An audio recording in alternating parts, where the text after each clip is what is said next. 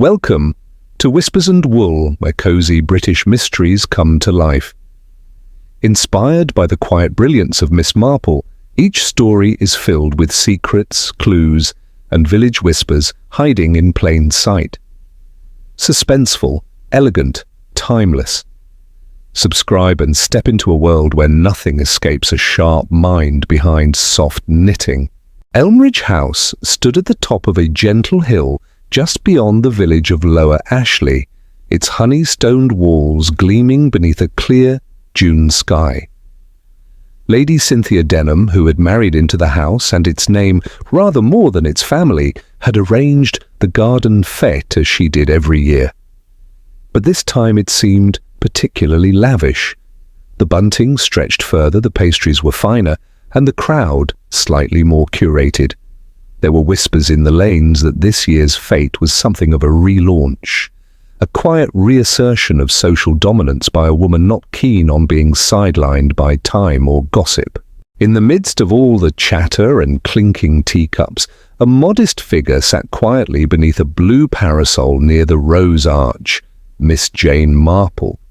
She was a woman who blended into the background if one wasn't paying attention, which in her case was usually a mistake.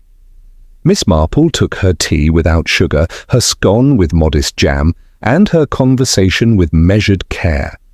She smiled at the right moments, nodded occasionally, and all the while observed with a kind of detached intimacy that left her quite unnoticed, but entirely informed. She had a good view of the lawn. The marquee flapped lightly in the breeze. Gardeners in white shirts carried trays of lemonade and barley water. Children in pressed summer frocks played croquet by the hedge. But her attention was on the couple at the heart of the gathering, Francis Denham and his young wife, Arabella. Francis was nearing 60, grey at the temples and fond of conservative ties. A former solicitor, he had made his fortune wisely and retired early to the village, where he had become something of a local fixture, kind enough to the church roof fund, active in Rotary, and pleasantly dull in conversation. Arabella, on the other hand, was a sparkler. 35 at most, strikingly elegant, always just fashionable enough to impress without provoking envy. That afternoon, Arabella floated across the grass in a green silk dress, the folds catching the light like pond ripples. She carried a parasol she barely used and laughed with the silvery cadence of one well practiced in public charm. Francis, solid and fond-eyed, followed her like a contented hound. "Too attentive?" Miss Marple murmured, watching as Arabella brushed imaginary crumbs from Francis's lapel with her fingertips. No married woman does that in public without reason. She sipped her tea and turned her gaze just as a young man appeared near the rose trellis, tall, brown-haired, with a sports coat too sharply tailored to be local. He stood watching the couple, expression carefully neutral. His presence was out of place, his face vaguely familiar from some previous gathering, and Arabella's reaction, when she finally caught sight of him, was a flicker, so brief that most would have missed it. But Miss Marple caught the tension in her posture, the way her hand froze mid-gesture, how her head turned quickly, too quickly, and how her smile resumed just a moment too late. Not family, Miss Marple thought, folding her hands neatly in her lap. Not unless it's the sort of family people don't mention. Arabella recovered swiftly. She nodded toward the young man as if acknowledging a servant, and he responded with a curt smile. But that small exchange, unscripted and far from the gaze of the crowd, had already told Miss Marple far more than any introduction could have. A few minutes later, Francis was called away by Lady Cynthia for a word with the church warden. Arabella lingered. The young man moved toward the drinks table. Miss Marple, without rising, adjusted her parasol and observed. A few whispered words were exchanged behind a vase of sweet peas. Arabella handed him a small envelope, or perhaps a folded napkin, and smiled with something that did not reach her eyes. Then the young man vanished into the milling crowd, and Arabella turned back toward her husband, her expression freshly radiant. Francis returned, his arm slipping naturally into hers, and they continued their circuit of the guests. Dear me, Miss Marple, it was a Wednesday morning when the village awoke to the shocking news. Francis Denham was dead. The announcement travelled swiftly, from the postmistress to the milkman, from the milkman to the vicar's maid, and from there on to just about everyone who counted themselves part of Lower Ashley's quiet rhythm. By 10:30, Miss Marple had already received 3 telephone calls and 2 doorstep visits, all variations on the same breathless message. Have you heard? Mr. Denham was found dead in his study. Heart failure, they say. No fuss, just gone. The official version came from Dr. Edmonds, the village physician, who had attended the house that very morning after the butler, Mr. Coates, had discovered the body. According to his statement, Mr. Denham had retired to his study after dinner the previous evening, as was his habit, for a glass of port and a few quiet hours with his papers. When he failed to appear for breakfast, Coates knocked on the study door and, receiving no reply, entered to find his employer slumped over the desk. He must have passed away in his sleep, the doctor had said, shaking his head. Very peaceful, the glass still in his hand. His heart simply gave out. Arabella Denham's grief was, to all appearances, inconsolable. She had taken to her room, the maid said, and would speak to no one. The vicar's wife, Mrs. Clement, arrived at Elmridge House by mid-afternoon with a sympathy bouquet and came away visibly moved. She's absolutely distraught, she reported to Miss Marple over tea that evening. Kept saying she didn't know how she'd go on, that Francis was her whole world. You know, she clung to me like a child. Miss Marple nodded, but something in her expression remained faintly troubled. She had seen Arabella that very morning, albeit from a distance. The younger woman had stood in the rear garden near the hydrangea beds wearing a white dressing gown. She hadn't looked like a woman in shock. She had looked like a woman watching something, perhaps the path leading from the study's side door to the drive, waiting, or watching for someone. And then there was the curious absence of one guest. Miss Marple clearly recalled seeing a man at the garden fête the previous week, tall, slim, in a grey blazer with a navy handkerchief in his breast pocket. Arabella had introduced him as my cousin Matthew from Cheltenham, with that sort of airy brightness one uses when brushing aside a question before it's been asked. He had shaken hands with Mr. Denham with a forced smile, and shortly after disappeared into the orchard alone. But since that day no one had seen him. He left rather suddenly, Miss Marple had heard someone say at the grocer's. Didn't even say goodbye. Odd that. She tucked the thought away like a stray pin into her sewing box and turned her attention to the funeral notice. It was to be a modest service. No formal reception at Arabella's request. He would have hated the fuss, she'd said. Still, the church was full on the morning of the burial. Lower Ashley was the sort of place where you attended funerals even if you'd barely spoken to the deceased. It was part duty, part curiosity, and part opportunity to examine hats and widows. Arabella wore black silk and walked with deliberate grace. Her eyes, dry but glassy, stared straight ahead. She accepted condolences with a kind of detached dignity. Only once, when Miss Marple offered her hand, did she falter for the briefest second. Such a loss, Miss Marple murmured gently. Yes, Arabella said, and then, almost too quickly, it's all been such a blur, everything's changed. The day passed without incident. The village returned to its routines, but for Miss Marple there remained a faint itch of discomfort. Too neat, too fast. She went home that evening and made herself a cup of cocoa. While sipping, she opened the drawer of her writing desk and took out her address book. She thumbed past names she hadn't dialed in years until she came to a penciled line.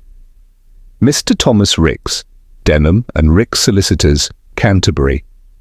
Francis Denham's old business partner, now long retired but likely still sharp. She made the call the following morning. "Jane Marple," came the wheezy voice at the other end. "Well, this is a surprise." They exchanged pleasantries before she delicately brought up the subject of Francis's passing. She went home that evening and made herself a cup of cocoa. While sipping, she opened the drawer of her writing desk and took out her address book. She thumbed past names she hadn't dialed in years until she came to a penciled line. Mr. Thomas Ricks, Denham and Ricks Solicitors, Canterbury. Francis Denham's old business partner, now long retired but likely still sharp. She made the call the following morning. "Jane Marple," came the wheezy voice at the other end. "Well, this is a surprise." They exchanged pleasantries before she delicately brought up the subject of Francis's passing. "A terrible shame," Rick said, "but if I'm honest, not entirely unexpected. Francis was never the robust sort." "Did you know his wife well?" Miss Marple asked. "Met her only once. Striking woman, far younger than him. Francis adored her, spoke of her as if she were made of light." "Did he mention his will?" A pause. Then Ricks chuckled. "That's the curious part. He'd sent me a letter not a month ago asking for revisions, wanted to create a trust for a niece in Devon. But I never got the final instructions, and now I hear Arabella's been inquiring after the accounts, as if she expects to inherit everything without contest." Miss Marple made a soft mmm and set down her cup. Later that afternoon, she took a walk past Elmridge House. It was a fine day, and the hydrangeas were in bloom. The study window was open. From where she stood on the garden path, she could see the corner of the desk where Francis Denham had drawn his final breath. The honeysuckle that once curled round the window had been entirely cut back. In its place, new plants had been laid, low, neat, and colourless. The privacy that had once shrouded the study was gone. And Miss Marple, who had spent a lifetime watching people kill flowers to conceal what they couldn't confess, suddenly felt very certain. Someone had planned this death well before the heart ever gave out. 3 days had passed since the funeral of Francis Denham, and the village had begun to return to its gentle rhythms. At the greengrocer's, cabbages replaced condolences. At the post office, the latest fuss concerned a missing poultry order, rather than the sudden demise of Elmridge House's master. Yet, in Miss Marple's sitting room, the matter was far from over. She had just settled herself with a pot of Assam and her knitting, blue wool this time for her niece's youngest, when the doorbell rang. It was the postmistress's boy, red-cheeked and breathless. "Letter for you, Miss Marple, hand-delivered by motor." She thanked him with a coin and unfolded the crisp envelope. The signature was unmistakable, Thomas Ricks. The letter was brief, written in a tight, practiced hand. "Dear Jane, your instincts rarely fail. I shall be in Lower Ashley tomorrow on personal business. Might we meet for a quiet word at your convenience? Say 11:30. Yours, most sincerely, Thomas Ricks." At precisely 11:32 the next morning, a modest black motor car pulled up in front of Miss Marple's cottage. Mr. Ricks, now in his late 70s, but still possessing a keen glint behind his spectacles, emerged stiffly and leaned heavily on a walking stick. "Jane," he said with a kind smile, "you're looking just as clever as ever." She led him inside, poured tea and offered seed cake. "I must say," he said, glancing round her tidy parlour, "you always had a knack for comfort and clarity, qualities often lacking in the law."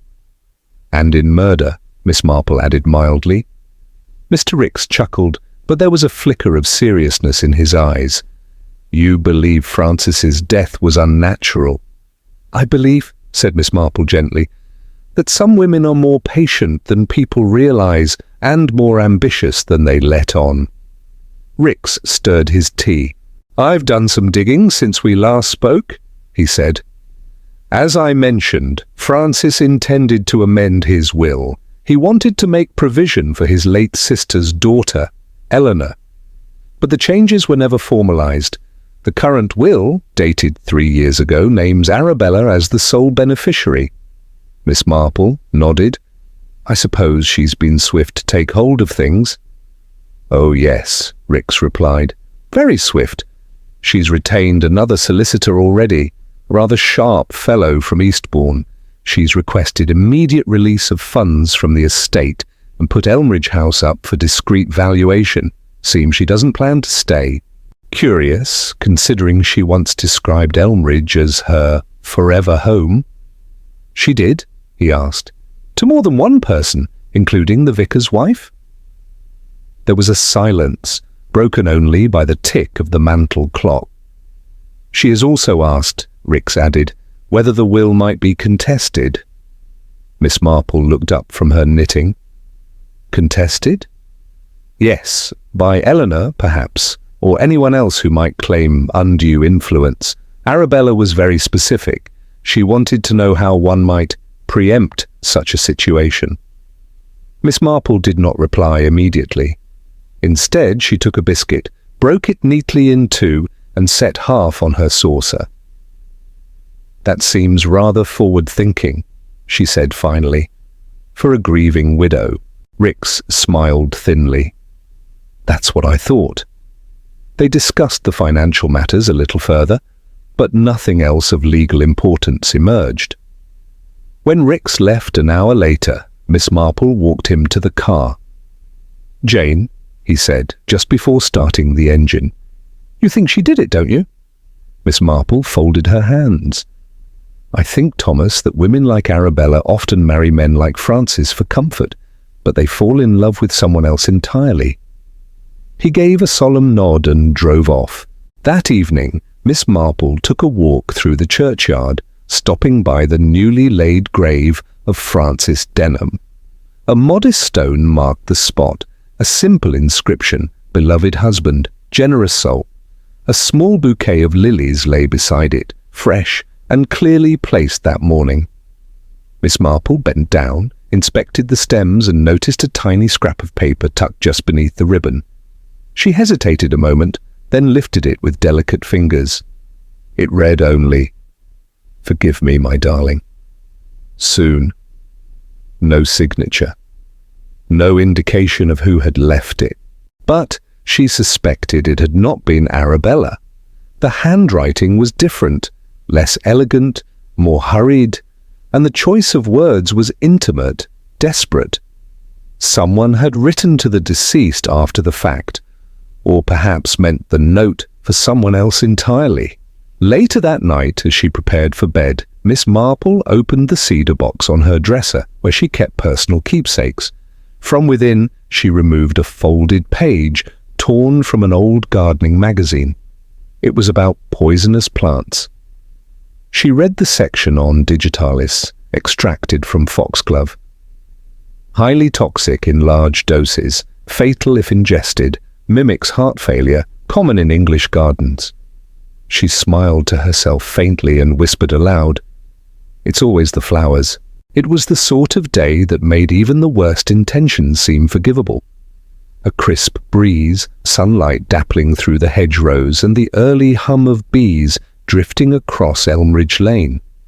Miss Marple took her walking stick and set off, ostensibly to visit the church flower guild, but with her thoughts very much on Arabella Denham and the peculiar absence of Honeysuckle.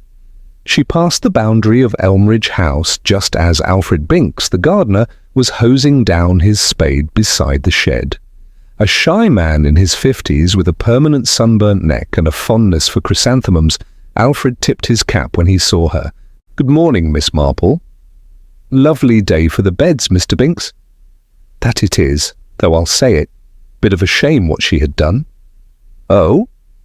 Miss Marple stopped politely. "Something gone wrong?" No, just a shame.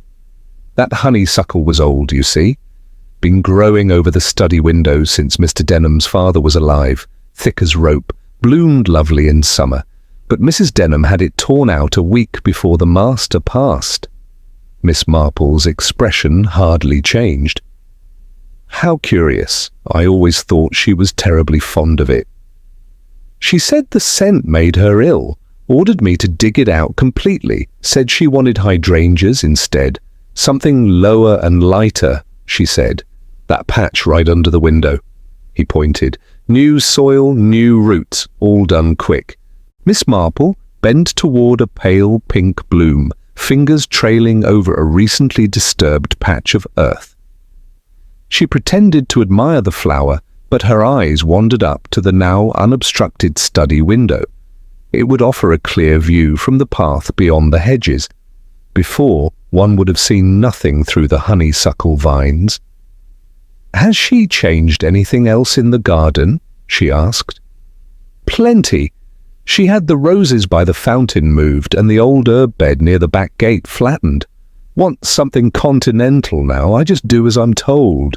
"Of course you do, Mr. Binks. One mustn't argue with a lady in mourning." He chuckled. "She don't seem much in mourning to my eye." "Oh? Well, yesterday I overheard her talking on the telephone. Something about bookings, a hotel in Lisbon, I think. Seemed rather cheerful for someone so recently widowed." Miss Marple gave a gentle smile and patted his arm. "You've been very helpful. Give my love to your sister." As she walked away, her mind arranged the puzzle pieces like petals pressed in a book. Removed honeysuckle, planted hydrangeas, exposed window, booking trips abroad. She turned over the most troubling thought. The honeysuckle was not only fragrant, it was concealing. It would have obscured any view into the study from outside. Someone had wanted a clear view, or perhaps a clear shot. That afternoon she returned home and consulted her gardening guides. In the margins of a worn page she had scribbled years ago, Digitalis purpurea, foxglove, beautiful, poisonous, used historically to treat heart conditions, ingested in excess, fatal. It bloomed in June, the same time Arabella had the flower beds reshuffled. She rang her friend Inspector Cray at the county station. "Jane," he said with a sigh, "please don't tell me you're ringing about flowers again." "It's not flowers, dear," she replied calmly. "It's murder. And I'm beginning to think it was cultivated with great care." He paused. "Go on." She explained what Alfred Binks had told her. The removal of the honeysuckle, the new flower bed under the study window, Arabella's sudden interest in European travel, the half-burnt note at the grave. There was a silence. "I'll have the glass from the decanter tested," Cray said slowly, "and we'll take a look at the flower bed if you say it's worth it." "It is. And the foxglove. She may not have used the whole plant, but the leaves and petals properly crushed are more than sufficient. Slipped into a decanter? Well, Francis was known to take only a single glass of port each night." Cray sighed again. "You always did spot what the rest of us miss. It's not magic, Inspector, just gardening and human nature." That evening, as she passed the post office on her way to Evensong, Miss Marple saw Arabella standing outside with a letter in hand. Her black dress was now paired with a cream shawl, an elegant choice, but not exactly widow's weeds. Arabella gave Miss Marple a tight smile. "Miss Marple," she said sweetly, "what a dreadful few weeks it's been." "Yes, dear, grief is a strange thing. It blooms so differently for everyone." Arabella laughed lightly. "True, though one must carry on, and some carry off rather nicely." Arabella's smile faltered. "I hear you've taken up gardening." "A little," she said cautiously. "Foxglove is quite fashionable these days." Arabella's eyes narrowed ever so slightly. "Oh, I hadn't noticed." Miss Marple leaned in gently. "One always notices what one plants, if it's going to bear fruit." Rain fell gently the next morning, soaking into the garden paths and leaving behind a mist that clung to the hedgerows. Miss Marple took the opportunity to bake a lemon sponge for the vicar's wife, a reliable excuse to make another visit to Elmridge House under the guise of neighbourly support.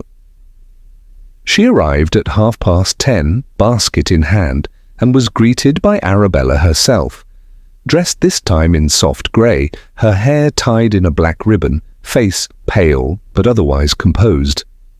"Miss Marple," she said warmly, "how kind of you. Won't you come in for tea?" "If it's no trouble," Miss Marple replied, stepping inside. The front hall smelled faintly of beeswax and cut roses. Arabella led her into the parlour, a high-ceilinged room with French windows overlooking the lawn. A low fire glowed in the hearth, despite the season. Rain tapped lightly on the panes. "I've been trying to sort through Francis's things," Arabella said as she poured tea. "It's all so final." "Letting go takes time," Miss Marple said gently, "though I expect a change of scenery might help. Lisbon, perhaps." Arabella's hand faltered ever so slightly as she passed the cup. "Lisbon?" she repeated with an innocent smile. "Mr. Binks mentioned he overheard a telephone conversation. Hotel reservations. I thought it sounded lovely." "It sounded." Arabella smiled thinly. "Well, one must look to the future eventually." Miss Marple took her tea without sugar and glanced idly about the room. Her gaze drifted to the fireplace. Something caught her attention. A dark shape nestled in the grate among the ashes. It looked like paper, partially burned. Arabella followed her glance. "Oh, just one of Francis's old letters," she said lightly.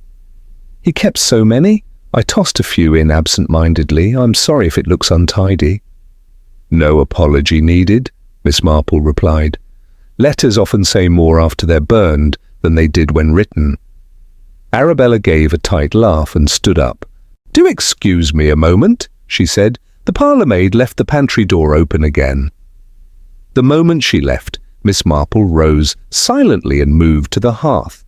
With a handkerchief, she gently lifted the charred edge of the paper and examined what remained. Most of the words had turned to ash, but a few lines were still legible. "Soon as you receive the money, we leave. The passport is ready. Matthew."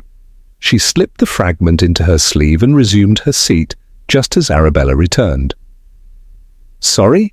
Arabella said, brushing a curl from her cheek. "Staff are impossible when they sense change." Miss Marple smiled. "And has there been much change since Francis passed?" Arabella tilted her head. "Well, naturally. It's a great deal of responsibility.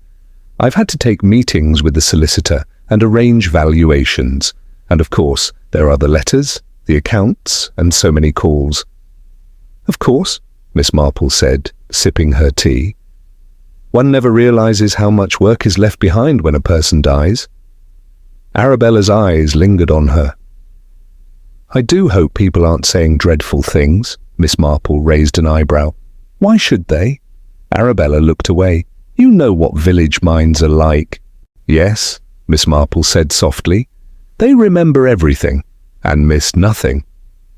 She left Elmridge shortly after, thanking Arabella for the tea. The moment she returned to her cottage, she rang Inspector Cray. "I have something for you," she said. A half-burnt letter pulled from the hearth in the Elmridge parlour mentions a passport and money signed by a Matthew. There was a long silence on the line. "Matthew?" Cray repeated. "Didn't Arabella say that was her cousin?" "She did, though I suspect the term was used creatively. We found no mention of him in the guest book, no family documents, and the house staff have no idea who he was," Miss Marple continued. "Then I think we should be looking into shipping records, ferry ports, and passport applications, especially from men in their 30s travelling under false names. That's a tall order, but not impossible.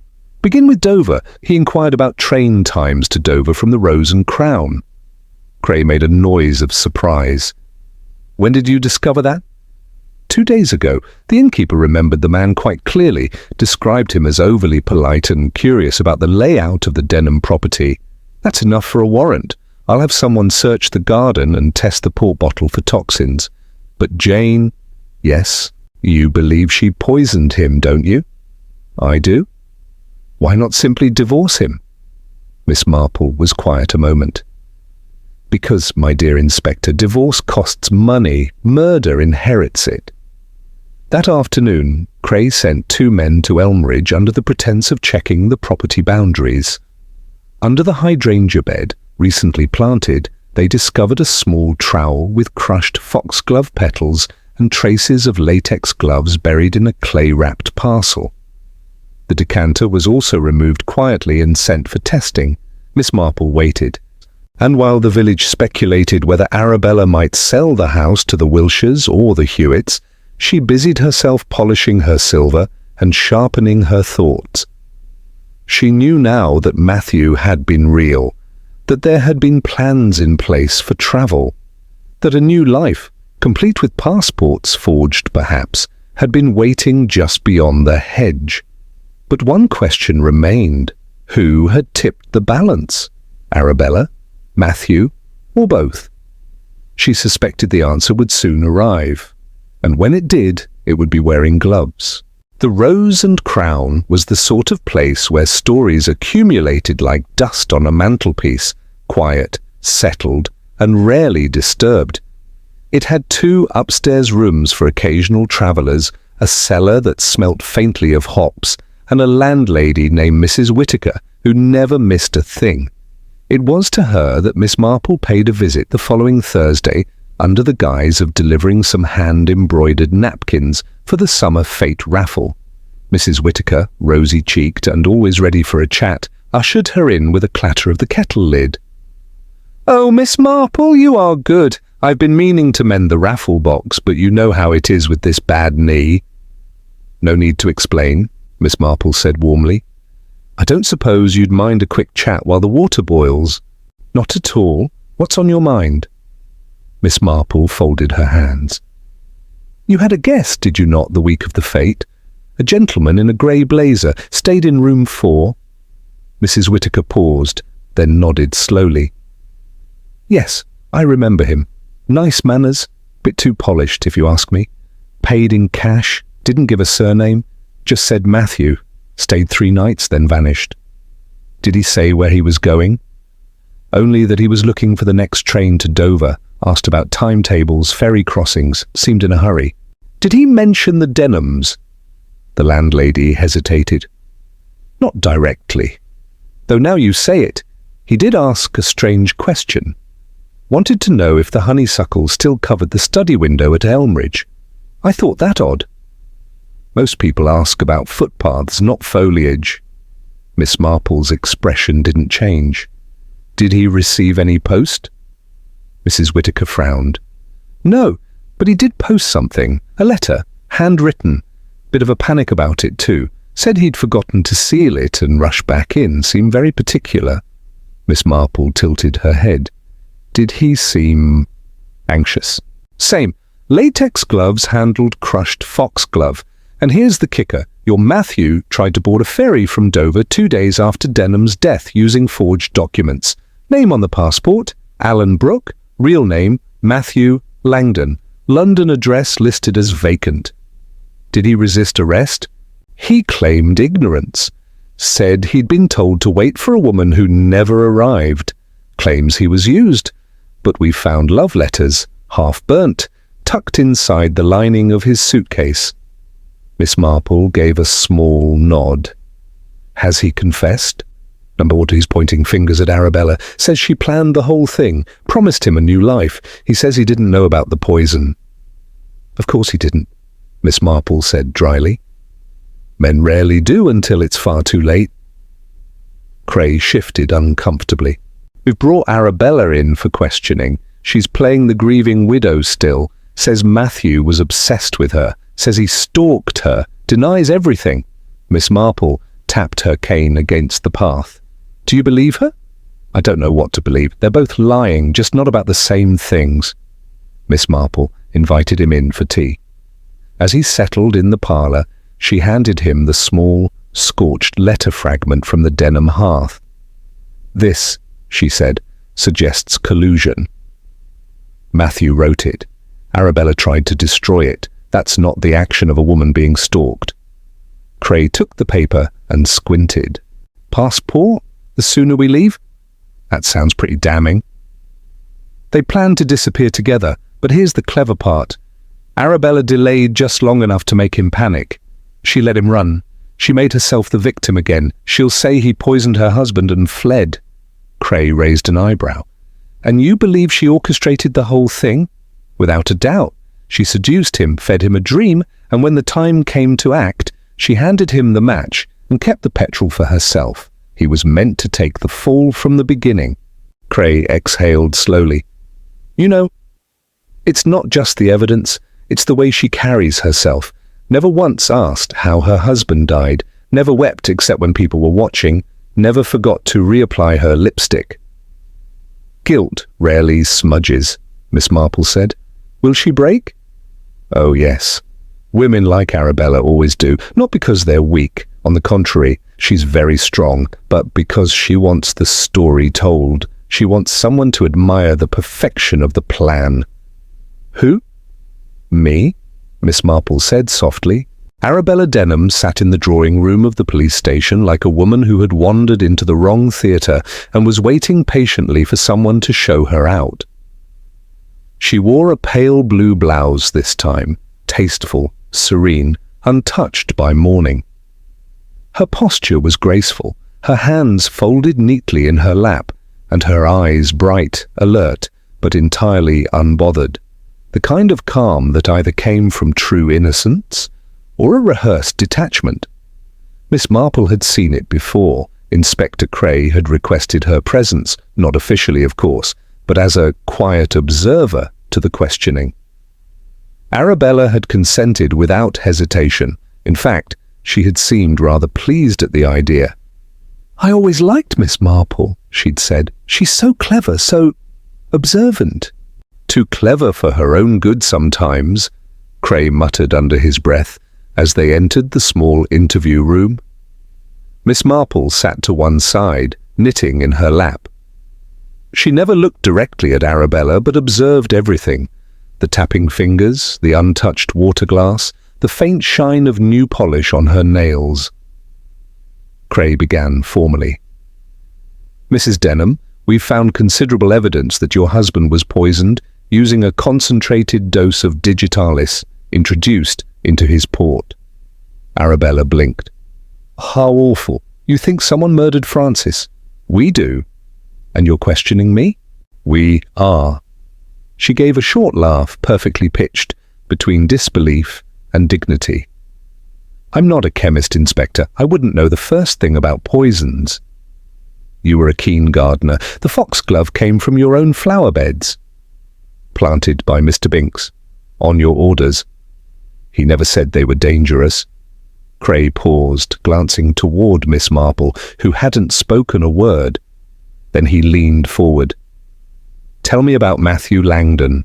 Arabella hesitated for the briefest moment, barely enough to register, then tilted her head. My cousin. He isn't your cousin. No, she admitted. He was a friend. How did you meet him? At a gallery in London. He admired a painting. I admired his boldness. Did your husband know? Of course not. Did Matthew know you were married? Arabella smiled. Oh yes, he found it terribly romantic. Did you plan to run away with him? No, she said lightly. He planned to run away with me. And the letter in the fireplace? She lifted an eyebrow. What letter? Cray opened a folder and placed the scorched fragment on the table. Arabella didn't even glance at it. Anyone could have written that. And the forged passport? I've no idea what he was up to. I ended things with him before Francis died. And yet he waited for you in Dover 2 days after the funeral. Arabella gave a cool, rehearsed smile. He was obsessed. I told him it was over. He didn't listen. Miss Marple finally looked up from her knitting. It's a difficult thing, I imagine, she said quietly. To lie to a man so convincingly that he'll forge a passport for you, and then make him believe you'll come, only to leave him stranded and guilty. Arabella turned toward her, a flicker of something in her eyes. I didn't ask him to forge anything. No, Miss Marple said gently. But you made sure he wanted to. Arabella said nothing. You played it beautifully, Miss Marple continued. The flowers, the decanter, the honeysuckle cut away so the window was exposed. You wanted someone to see him, to connect him to the house. Arabella's smile faded ever so slightly. You're accusing me of murder, she said. I'm describing what I would have done, Miss Marple replied. Cray leaned in. Mrs. Denham, Matthew Langdon has confessed to conspiring with you. He says you were the one who introduced the poison, that you told him you couldn't leave your husband unless he died, that you promised to meet him in Dover with the money. Arabella gave a long sigh. And I suppose you believe him. He has no motive to lie now, she glanced toward Miss Marple. But you don't believe him, do you? Miss Marple resumed knitting. I think, she said softly, that Matthew was your safety valve. You planned everything, the timing, the planting, the removal of the honeysuckle, the poison. But you needed a fall man, someone you could frame, and you were careful. You delayed just long enough after Francis's death to appear uninvolved, but made sure Matthew looked guilty the moment he tried to run. Arabella's hands tightened slightly. That's quite a tale, she said, her voice low. It's a tidy one, Miss Marple said, and so is your conscience, I expect. Because you never laid a hand on your husband. You simply made everything ready. Cray laid down a final sheet of paper. We also found a second letter in Matthew's suitcase, your handwriting, promising him a new life, telling him everything was nearly done. He's cooperating fully. We've arrested him, but we're charging you. Arabella sat perfectly still. When she finally spoke, her voice had changed.